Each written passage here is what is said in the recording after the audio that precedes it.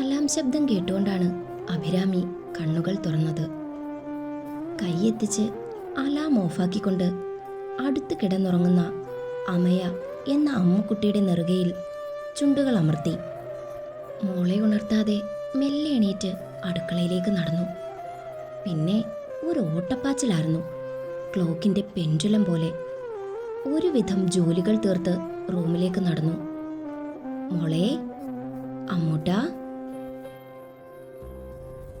കുഞ്ഞിൻ്റെ കവിളിൽ തഴുകി അവൾ കുഞ്ഞിനെ ഉണർത്താൻ ശ്രമിച്ചു. അമ്മൂട്ടാ, സ്കൂളിൽ പോകണ്ടേടാ. കുട്ടാ, എണീറ്റേ. ദേ, സമയം പോകുന്നു കേട്ടോ. കുഞ്ഞ് ഒന്ന് ചിണുങ്ങി. അവൾ കുഞ്ഞി വയറിൽ മൂക്കുരസി. ഇക്കിളിയോടെ കുഞ്ഞ് കണ്ണു തുറന്നു. അമ്മ, ഇന്ന് മഹാദേവന്റെ അമ്പലത്തിൽ കൊണ്ടുപോവോ? എന്നാ അമ്മൂട്ടൻ എണീക്കാം. കുഞ്ഞു കൊഞ്ചി. അമ്മൂട്ടൻ വേഗം റെഡിയായ അമ്മ കൊണ്ടുപോവാട്ടോ. ആണോ അമ്മ? എന്നാ അമ്മൂട്ടൻ വേഗം റെഡിയാവാം. കുഞ്ഞ് ചാടി എണീറ്റു. അവൾ കുഞ്ഞിനെ എടുത്ത് നെഞ്ചോട് ചേർത്ത് പിടിച്ച് റൂമിൽ നിന്നും ഇറങ്ങി. കളിച്ചിരിയോടെ പല്ല് തേപ്പിച്ചു. അഭിരാമി അവളെ കുളിപ്പിക്കുമ്പോൾ അവളുടെ മേലേക്ക് വെള്ളം തെറിപ്പിച്ച്. അഭി നോക്കി കണ്ണുരുട്ടിയതും അവൾ കൊഞ്ചലോടെ ചിരിച്ചു. അമ്മൂട്ടാ, ദേ, അമ്മ മുഴുവൻ നനഞ്ഞു. ഇനിയിപ്പോ എങ്ങനെയാ അമ്മൂട്ടനെ റെഡിയാക്കാൻ വരുന്നത്? അമ്മ കുളിച്ചിട്ട് വേഗം വരാട്ടോ. ഓക്കെ അമ്മക്കുട്ടി. കുട്ടിത്തോർത്ത് മുടുത്ത് അമ്മൂട്ടൻ കുണുങ്ങി ഓടുന്നത് നോക്കി അവൾ നെടുവീർപ്പിട്ടു.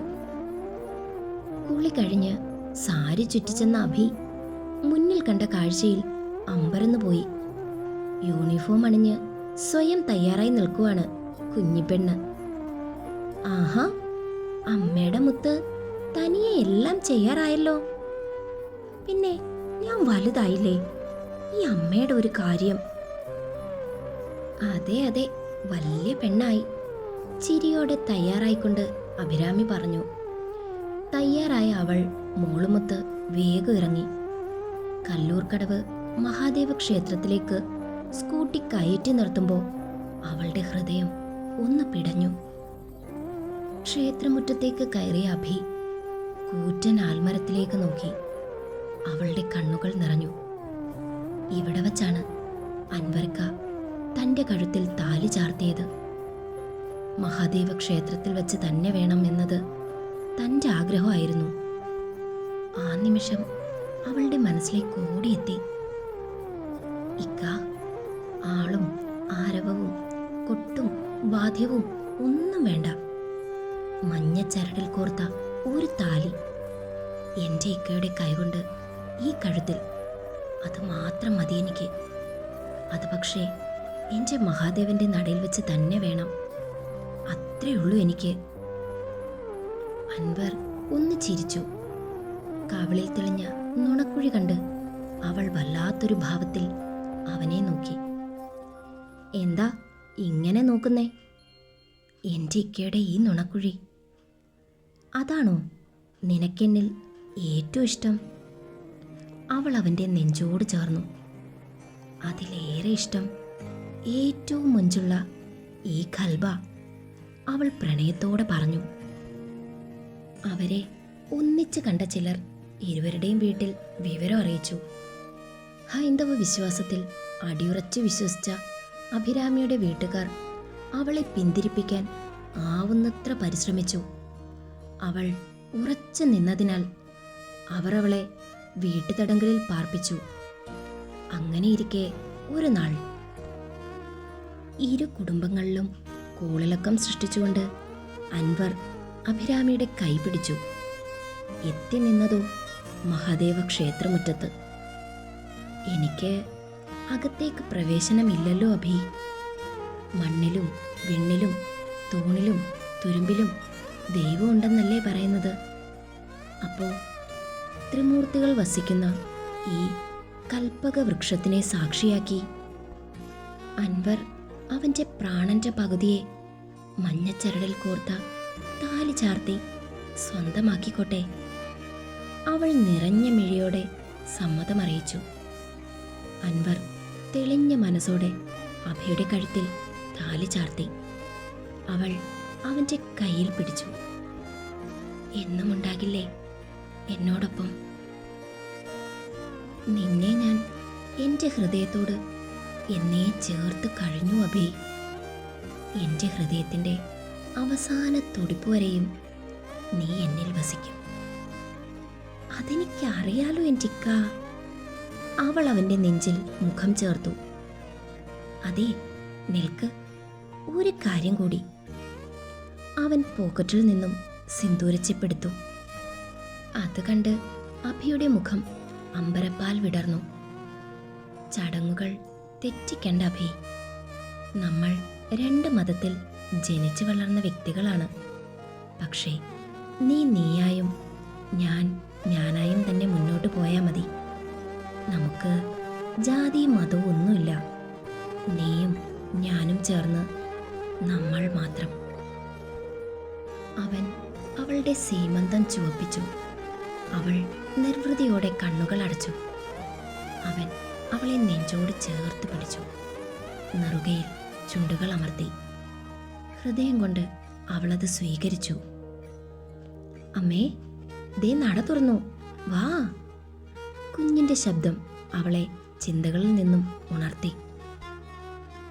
കുഞ്ഞിൻ്റെ കൈയും പിടിച്ച് മുന്നോട്ട് നടക്കുമ്പോൾ നേർത്തൊരു കാറ്റ് അവളെ തഴുകി കടന്നുപോയി. ശ്രീകോവിലിനുള്ളിലേക്ക് നോക്കി കൈകൾ തൊഴുതു നിൽക്കുമ്പോൾ അവളുടെ കണ്ണുകൾ നിറഞ്ഞൊഴുകി. സർവവും തൃപ്പാദങ്ങളിൽ ഏൽപ്പിച്ച് കുഞ്ഞിനെയും ചേർത്ത് പിടിച്ചവൾ തിരികെ ഇറങ്ങി. കുഞ്ഞിന് ഉമ്മയും നൽകി സ്കൂളിൽ കയറ്റിവിട്ട് അവൾ നേരെ ബാങ്കിലേക്ക് തിരിച്ചു.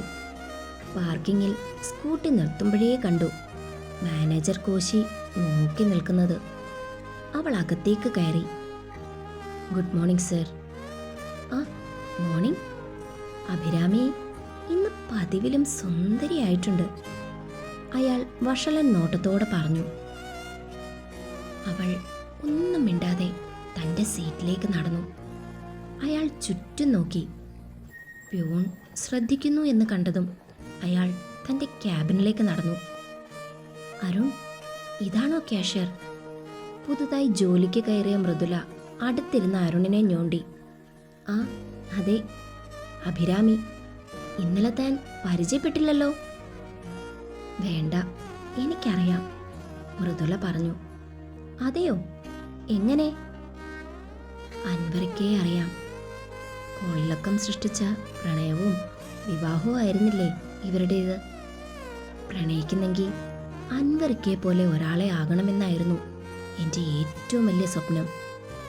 ഇവരെ പോലെ ഇവർ മാത്രമേ ഉള്ളൂ എന്ന് ഞാൻ മനസ്സിലാക്കിയപ്പോൾ വൈകി. സ്നേഹത്തിനു മുന്നിൽ, പ്രണയത്തിനു മുന്നിൽ ജാതിയോ മതമോ ഒന്നുമല്ലെന്ന് ലോകത്തെ കാട്ടിക്കൊടുത്ത വീരനല്ലേ അൻവറിക്ക. പക്ഷേ ആ, ശരിയാ, അതൊക്കെ ആണ്ടോ ജീവിതം. പക്ഷേ ഇവർ തോറ്റില്ല, ജീവിതത്തോട് പൊരുതി. സത്യം പറയാലോ, എനിക്ക് ബഹുമാനം തോന്നിയ ഒരേ ഒരു സ്ത്രീ. മേഡം, കോശി സാർ വിളിക്കുന്നുണ്ട്. പ്യൂണിൻ്റെ ശബ്ദം കേട്ട് അഭി കണ്ണുകൾ ഉയർത്തി. എന്തിനാ ചന്ദ്രേട്ടാ? അറിയില്ല മേഡം. അവളുടെ കണ്ണുകൾ ഇടുങ്ങി. അതെ, ഞാൻ എത്ര തവണ പറഞ്ഞു എന്നെ മേഡം എന്ന് വിളിക്കരുതെന്ന്. കേൾക്കില്ല അല്ലേ? അത് ഞാൻ. അയാൾ ചെവി തിരുമ്മി. എന്നെ അഭിയെന്നോ അഭിരാമിയെന്നോ വിളിച്ചോ. പിന്നെ മോളെ പോലെ കരുതുന്നുവെങ്കിൽ അങ്ങനെയും വിളിക്കാട്ടോ.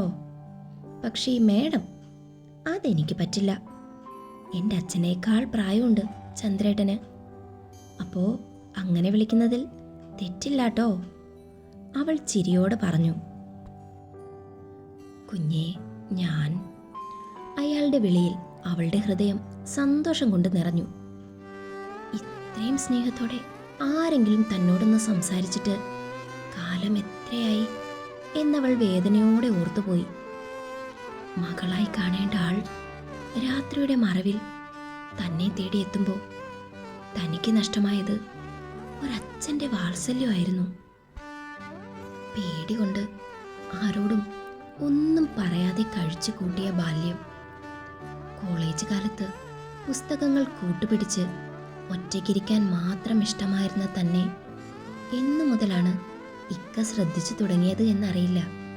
പക്ഷേ അവിടെ മുതൽ തൻ്റെ ജീവിതം തന്നെ മാറുകയായിരുന്നു.